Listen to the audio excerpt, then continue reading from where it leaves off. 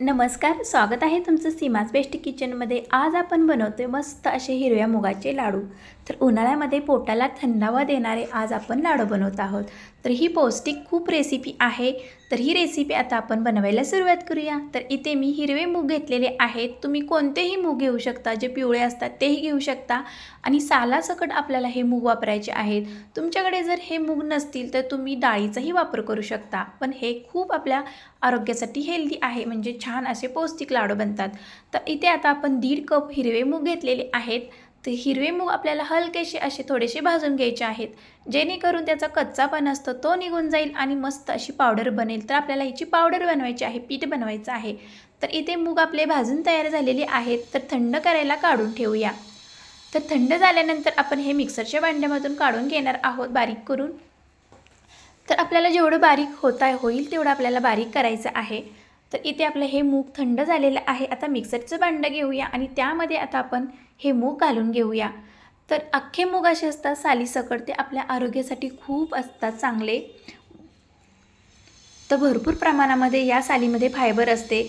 तर इथे आपण हे मूग असे बारीक करून घेतलेले आहे। थोडंसं जाडसर रवाळ राहिलं तरीही चालेल, खूप छान लागतात लाडू अशा पद्धतीने। तर इथे मी आज साखरेचा वापर करणार नाही, तर गूळ घालून हे लाडू बनवणार आहे। तर खूप पौष्टिक रेसिपी आहे आपली। तर इथे सर्व मी बारीक करून घेतलेले आहेत मूग। आता आपण हे पीठ भाजून घेणार आहोत। तर इथे तूप घालायचं आहे, लागेल तसं तूप आपण इथे वापरायचं आहे। आणि या सर्व मी प्रमाण रेसिपीचं खाली डिस्क्रिप्शनमध्ये दिलेलं आहे, तिथे तुम्ही जाऊन चेक करू शकता। तर या तुपामध्ये आता आपण ही मुगाची पावडर घालूया, म्हणजे मुगाचं पीठ घालूया आणि आपल्याला हे मुगाचं पीठ स्लो गॅसवरती भाजून घ्यायचं आहे, खमंग वास सुटेपर्यंत। तर पहिल्यांदा हे तूप चांगलं आपलं ॲब्झॉर्ब होतं। जसजसं हे भाजत येईल तसतसं हे मिश्रण कोरडं होत जातं, म्हणजे तूप सगळं शोषून घेतं पीठ। आणि नंतर जसं भाजल्यानंतर हे तूप सुटू लागतं, तेव्हा समजायचं आपलं हे भाजलेलं आहे पीठ। तर आता हे कोरडं होत आलेलं आहे, तोपर्यंत आपल्याला चांगलं खरपूस होईपर्यंत हे पीठ भाजून घ्यायचं आहे।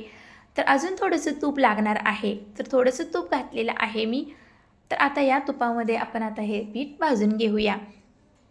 तर भाजत येईल तसं आपलं हे मिश्रण थोडं थोडं असं घट्ट व्हायला सुरुवात होती, म्हणजे ते जवळजवळ असं मिळून यायला सुरुवात होती, म्हणजे ते पीठ भाजत यायला सुरुवात होते। तर अशा पद्धतीने आपल्याला हे भाजत आणायचं आहे। तर बघू शकता हे पीठ आपलं आता हे जवळजवळ असं गोळा होत चाललेलं आहे, म्हणजे हे पीठ भाजलेलं आहे, म्हणजे तूप सोडलेलं आहे पिठाने। तर अशा पद्धतीनेच आपल्याला हे पीठ भाजायचं आहे। आणि आता इथे महत्त्वाची टीप म्हणजे आपल्याला गॅसची फ्लेम बंद करायची आहे आणि मगच गूळ घालायचा आहे। इथे मी काही ड्रायफ्रुट्स घातलेले आहे, म्हणजे बदाम घातलेले आहे। आवडत असेल तर घालू शकता, नाही घातले तरी स्किप करू शकता। आता इथे गॅसची फ्लेम बंद करूया आणि गॅसची फ्लेम बंद केल्यावरच गूळ घालायचा आहे। आणि गूळ कसा घालायचा आहे तर किसून घालायचा आहे। गूळ किसून घातल्यामुळे पटकन विरघळला जातो, की आपण इथे पाक बनवलेला नाही, बिना पाकाचे हे लाडू बनवत आहोत। तर अशा पद्धतीने आपल्याला कंटिन्यू हलवत राहायचं आहे। गॅसची फ्लेम बिलकुल चालू करू नका जोपर्यंत हे विरघळत नाही, कारण की पीठ खूप गरम असते। जर तुम्ही गॅसची फ्लेम चालू करून जर हे मिश्रण हलवत राहिला तर कडक होतात लाडू, ते एकदम असे फडफडीत होतात, म्हणजे ड्राय पडतात आणि बांधायला सुद्धा ते कठीण जातात। म्हणून गॅसची फ्लेम नंतर चालू करायची नाही आहे, त्या मिश्रण गरममध्ये हे गूळ विरघळला जातो। आता अशा पद्धतीने आता हे लाडू बांधून घेऊया। तर बघू शकता मिश्रणमध्ये सर्व गूळ वितळलेला आहे, मिश्रण एकजीव झालेलं आहे। तर लाडू पण सहज बांधता येतोय, कारण की तूप आणि गूळ परफेक्ट प्रमाण झालेलं आहे या मुगाच्या पिठासाठी। तर लाडू आपला मस्त असा बांधून तयार झालेला आहे, बघू शकता। तर तूप वरतून असं चकचक दिसत आहे, नंतर थोडेसे कोरडे होतात लाडू, तूप सगळं ॲब्झॉर्ब होते। अशा पद्धतीने आपण हे सर्व लाडू बांधून घेणार आहोत। तर या महत्त्वाच्या टिप तुम्ही लक्षात घ्या, गॅसची फ्लेम चालू असताना गूळ घालू नका, गॅसची फ्लेम बंद करूनच गूळ घाला। आणि जर तुमचं मिश्रण तरी पण कोरडं होत असेल तर तुम्ही नंतर थोडंसं तुपाचं प्रमाण वाढवू शकता।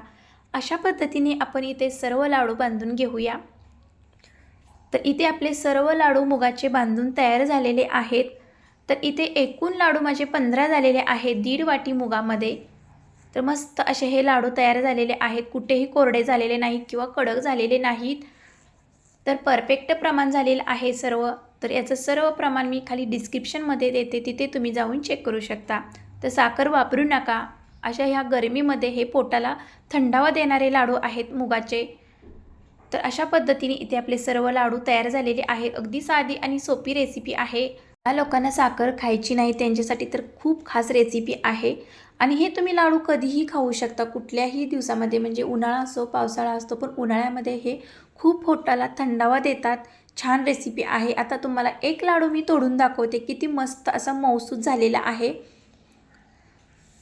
तर गूळ घातल्यामुळे कोणाकोणाचे लाडू कडक येतात, तर ही ट्रिक नक्की वापरा तुम्ही, जशी मी रेसिपी केली आहे तशी. तर अशा पद्धतीने हे लाडूही तुम्हाला तोडून दाखवलेला आहे. अगदी मऊसूत झालेला आहे, सहजपणे तुटतो हा लाडू. तर ही रेसिपी तुम्हाला आवडली असेल तर तुम्हीही चॅनेलला माझ्या लाईक, शेअर आणि सबस्क्राईब करायला विसरू नका. आणि भेटूया अशाच नवनवीन रेसिपीमध्ये. तोपर्यंत मस्त खा आणि स्वस्त राहा.